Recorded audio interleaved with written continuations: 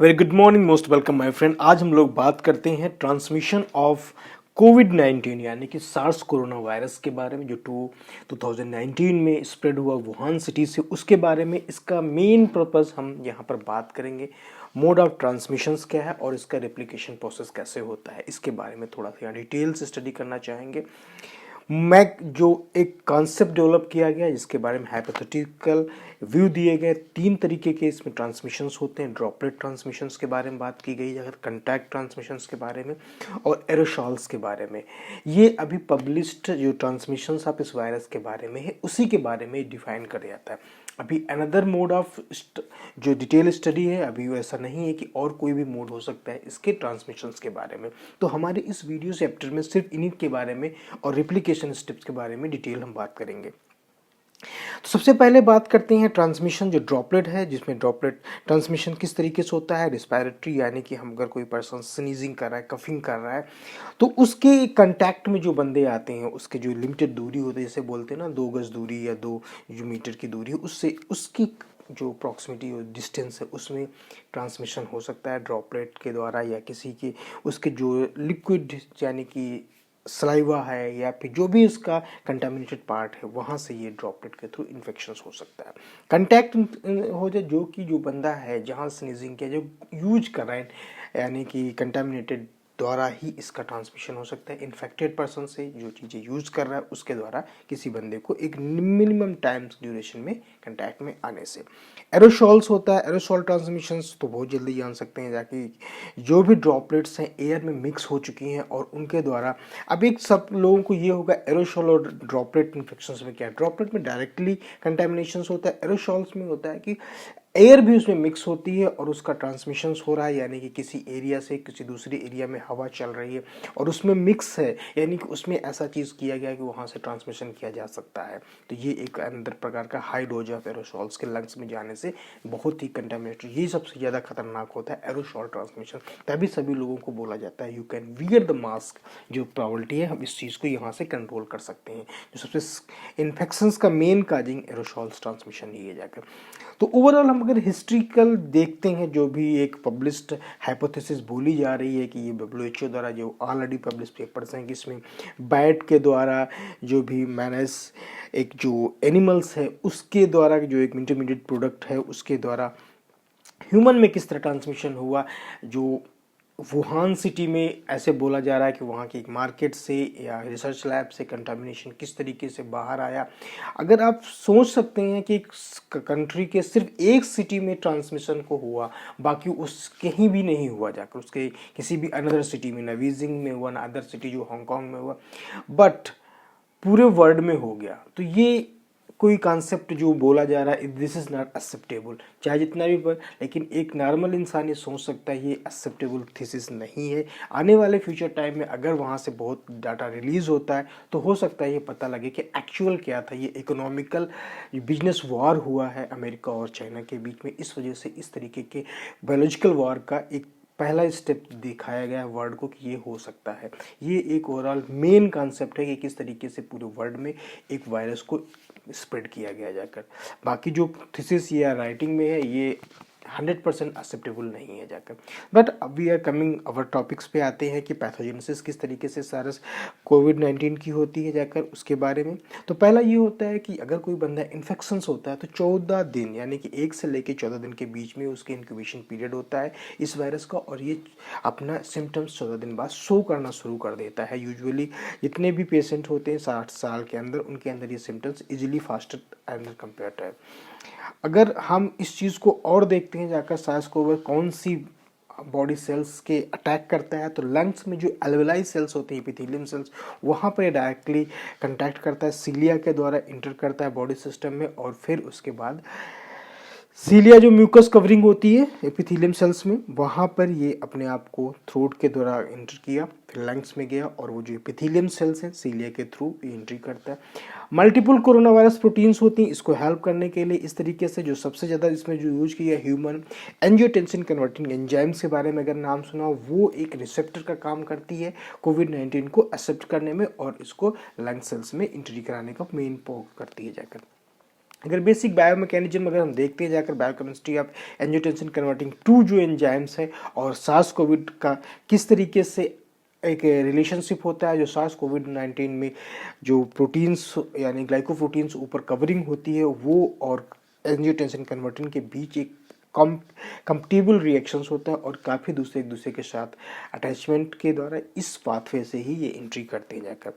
Angiotensin converting enzyme जो होता है कि क्लीव करने के बाद एक्स्ट्रा डोमेन्स फॉर्म करता है, transmembrane domains, resulting shedding of this domains, और इसके द्वारा ही पेशेंट जो भी होते हैं हायर ल्यूकोसाइट जिसके जो बंदा इन्फेक्शन होता है उसमें एक चीज़ नोटिस की जाती है, जैसे इन्फेक्शन होता है ल्यूकोसाइट का नंबर बढ़ना शुरू हो जाता है। तो ये एक पहला सिम्टम्स हम आइडेंटिफाई कर सकते हैं अगर हम उसका ऑब्जर्वेशन करते हैं तो रेस्पिरेटरी फाइंडिंग में, क्योंकि ये सारे ल्यूकोसाइट का बढ़ना एक प्रो इन्फ्लेमेटरी रिएक्शंस है जो साइटोकाइंस को भी बढ़ाती हैं। साइटोकाइंस के नंबर बढ़ जाने से सबसे ज़्यादा प्रॉब्लम्स होती है बॉडी सेल्स को, ये self auto immune disease type के रिएक्शन शुरू करता है जाकर। मेन पैथोजेनेसिस अगर हम देखते हैं तो इसमें और भी चीज़ें शुरू होती हैं, निमोनिया टाइप का इन्फेक्शन शुरू हो जाता है और क्रोनिक कार्डियक इंजरी, क्योंकि साइटोकाइंस का नंबर जैसे ही बढ़ेगा साइटोकाइन सेल्फ इंजरी का काजिंग करना शुरू कर देती है। जो नंबर ऑफ साइटोकाइंस जो इंक्रीज करती हैं कोविड-19 में, इसमें आप देख सकते हैं IL-1 beta, IL-1 RA, IL-1 7, 8, 9, 10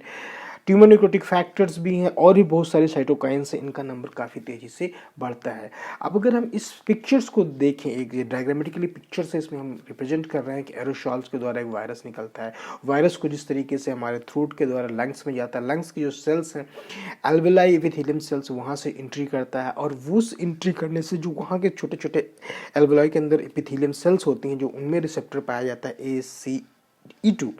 उसके थ्रू ये इंटर करता है ब्लड सेल्स में, ब्लड सेल्स से पूरे बॉडी सेल्स में एंट्री करना चाहता है और पहले तो एल्वेलाई सेल्स को डिस्टर्ब कर देता है, डिस्ट्रॉय कर देता है, जिसकी वजह से सांस लेने में प्रॉब्लम होती है और वो जो सेल्स का म्यूकस फॉर्मेशन होता है वो ड्राई हो जाता है और ड्राई कफ शुरू हो जाता है, क्योंकि death of the alveoli cells का यहाँ पे ये शो करता है जाकर। फिर वो धीरे धीरे बॉडी के डिपेंडेंट पार्ट में जाता है, हार्ट में जाता है, वहाँ पर क्या काजिंग करता है, हार्ट ब्लॉक करता है, हार्ट इंजरी करता है, ब्रेन में जाके करता है, अनदर पार्ट में जाता है। अगर हम इसका देखें जाकर कि ये वायरस किस तरीके से रिप्लिकेट करता है जाकर तो और अपनी प्रोटीन सिंथेसिस को करता है, तो ये डायग्रामेटिकल में SUA2 रिसेप्टर देखते हैं। अगर हम लेफ्ट में देख रहे हैं एक डायग्रामेटिकल सेल्स को हमने डिफाइन किया जाए entry into the lung cells में RNA फॉर्मेशंस करेगा जाकर, सिंगल स्ट्रैंड RNA होता है पॉजिटिव का, वो प्रोटीन के साथ राइबोसोम्स जो होता है उसके साथ प्रोटीन का फॉर्मेशंस करेगा जाकर, और वो दूसरा स्टेप साइमल्टेनियसली चलता है कि अपने जो RNA पार्टिकल्स है उनको रिप्लिकेट करता है और फिर जो प्रोटीन्स और RNA पार्टिकल्स को कवरिंग बन के वायरस पार्टिकल्स बाहर मार्केट में निकल जाते हैं जाकर। तो ये ओवरऑल पिक्चर्स में हम इस चीज़ को समझ सकते हैं। और जो भी और साइटोकाइंस प्रो इन्फ्लेमेटरी रिस्पॉन्स के दौरान जो रिलीज हो रही हैं उनका रीजन होता है प्रमोट करता है डिसीज़ की सीवियरिटी में पेशेंट को काजिंग करने के लिए। और हम इस चीज़ को यहाँ पर देख सकते हैं कि जो क्लिनिकल एक्सप्रेशन ऑफ डिक्लाइन को वायरस लोड भी हम जब इसको सिम्टम्स को एनालिसिस करते हैं, यानी कि RNA स्टडीज़ कर रहे हैं या फिर हम PCR टेक्नोलॉजी द्वारा या RT-PCR कर रहे हैं, तो वहाँ पर हम इन सारे साइटोकाइंस का परसेंटेज भी देख सकते हैं जाकर। तो ये ओवरऑल डायग्राम है, इस चीज़ को शो करता है कि किस तरीके से वायरस हमारी बॉडी सिस्टम में एंट्री कर रहा है जाकर। अब आते हैं रेप्लिकेशन प्रोसेस में। अगर हम वायरस की देखते हैं, कोविड-19 की देख रहे हैं, तो सबसे पहले हमें ये पता होना चाहिए कोविड-19 का genetic material RNA single strand positive है और जो किस तरीके से हमारी बॉडी सेल्स में ह्यूमन की या लंग सेल्स में किस तरीके से एंट्री करता है, तो उसका रिसेप्टर्स क्या होता है, लंग से पाई जाने वाली एल्वेलाई सेल्स में एक बाइंडिंग होती है SUA2 रिसेप्टर्स, वहाँ से जो ह्यूमंस वो जो होता है सार्स कोविड-19 उसका ग्लाइकोप्रोटीन्स होती है, वो ग्लाइकोप्रोटीन S जो बोलते हैं वो, और उसके बीच में काफ़ी ज़्यादा अच्छी कॉम्बिनेशंस होती है और उसके थ्रू ये बॉडी सिस्टम में एंट्री करता है और वो ट्रिगर करती है। दो प्रकार की चीज़ें होती हैं, S प्रोटीन्स यानी ग्लाइकोप्रोटीन्स, और उस ग्लाइकोप्रोटीन्स में जो रिलीज फैक्टर होता है आपकी ट्रिगरिंग के बाद surface associated transmembrane protease protein serine 2 होता है और कैथेप्सिन होता है, और दोनों ये कैथेप्सिन मिलके इजी पाथवे करती हैं सार्स कोविड-19 को एंट्री करने में। अगर ऑब्जर्व करते हैं रेडियली ट्रांसमिशन ऑफ दिस, तो इस चीज़ में हम एक अनदर वीडियो बना सकते हैं चल के। S ग्लाइकोप्रोटीन्स 2 टाइप्स की होती है, S1 एंड S2, और इनका एक स्पेसिफिक रोल्स होता है। S1 जो होती है रिस्पॉन्सिबल करती है होस्ट वायरस होस्ट की रेंज और सेलुलर ट्रोपिज्म्स यानी कि बाइंडिंग के लिए स्पेसिफिकली होती है कि वायरस और जो पार्टिकल्स है उसका रीजन्स और जो एल्वोलाइज सेल्स हैं यानी कि रिसेप्टर्स उसके बीच बाइंडिंग का, और दूसरी S2 होती है, वो ट्रांसमिट करती है 2 टाइप के फ्यूज़न के बाद वायरस को एंट्री कराती है इसके अंदर, ह्यूमन के यानी लंग सेल के अंदर। अगर आरएनए जीनोमिक स्ट्रक्चर को हम देखते हैं तो 3000 न्यूक्लियोटाइड बेस का एक ये प्रोटीन सीक्वेंसिंग होती है, जिसमें प्रोटीन भी होती है, नॉन प्रोटीन सीक्वेंसिंग भी होती है जाके, और इसको हम ओवरऑल आरएनए सिंथेसिस के लिए इंपॉर्टेंट रोल प्ले करती हैं रेप्लिकेज ट्रांसमिटेज प्रोटीन्स के द्वारा। एटलीस्ट अगर हम देखते हैं तो 2 नॉन स्ट्रक्चरल प्रोटीन्स के बारे में पता करते हैं, और ये non structural proteins nucleocapsid proteins हो सकती है जो इन्वॉल्व करती है आरएनए सिंथेसिस के लिए। ओवरऑल हम इस चीज़ को अगर एक्सप्रेशन ऑफ आरएनए का देखते हैं जाकर यानी कि कोविड-19 के बारे में, तो जो मेन रोल है जो भी प्रोटीन्स हैं उनके बारे में हम यहाँ पर स्टडी कर सकते हैं। रेप्लिकेज ट्रांसक्रिप्टेज प्रोटीन्स जो ओपन रीडिंग फ्रेम्स ORF होती है, ORF-B होती है, synthesise to large fragment PP1A PP1B। तो ये 2 प्रोटीन्स जैसे ही स्टार्ट होती हैं सिंथेसिस करने के लिए, अगर हम इस डायग्राम में हम देखते हैं वायरस की एंट्री के बाद एंडोसाइटोसिस द्वारा वायरस एंट्री करता है और बॉडी सेल्स में 2 अपने होस्ट राइबोसोम्स को यूज करके आरएनए सिंथेसाइज करता है। साइमल्टेनियसली रिप्लिकेज द्वारा प्रोटीन्स को भी सिंथेसाइज करता है होस्ट्स के द्वारा, ग्लाइकोप्रोटीन, ताकि उसकी कवरिंग बन सके।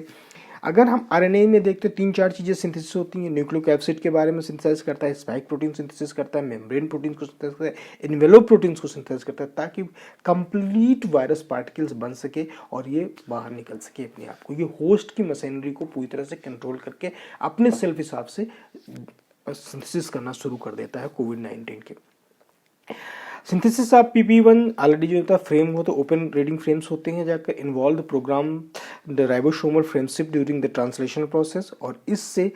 दीज पॉलीप्रोटीन्स जो वायरस की जनरेटेड है ये एक प्रकार से 16 प्रोटीन का सिंथेसिस करती हैं, और ये 16 प्रोटीन्स 1 बाय 1 एक करके रिस्पॉन्सिबल होती हैं उस वायरस पार्टिकल्स के असेंबली को, उसको कंप्लीट पार्टिकल बनाने के लिए। ऑल दीज कॉम्प्लेक्स जितनी प्रोटीन्स बनती हैं 1 बाय 1 एक एक करके ज्वाइंट होते हैं और पूरी तरीके से एक फाइनल वायरस जो आरएनए पार्टिकल्स है उसकी कवरिंग करके वेसिकल्स बना के मेम्ब्रेन के थ्रू बाहर रिलीज कर दिए जाते हैं। तो ये एक ओवरऑल ये है कि वायरस साइकिल इस तरह कंप्लीट होती है, एक एंट्री करने के बाद दूसरी सेल्स में जाने के बाद, और वहाँ से वायरस इन्फेक्शंस करता है, उस सेल्स को डेड करता है और फिर फाइनली बाहर रिलीज हो जाता है। तो ये इतनी फ्रिक्वेंटली काम करता है और इसका अभी पूर्ण मैकेनिज्म्स नहीं है कि किस तरीके से हम इसे रेगुलेट या कंट्रोल कर सके। Vaccines are comings, they are controlling this protein जो सिंथेसिस की जा रही है या आरएनए की कंट्रोलिंग करने के लिए। तो ये आने वाले टाइम में इसकी बेसिक बायोकेमिस्ट्री धीरे धीरे आती चली जाएगी जाकर। ये एक ओवरऑल थिंकिंग है हाउ द वायरस कैन अपनी ट्रांसमिशन करता है और रेप्लिकेट करता है और फिर न्यू साइकिल में इन्फेक्शन चला जाता है। Hope you like this video. If you really like, please subscribe my channel. Thank you so much for watching.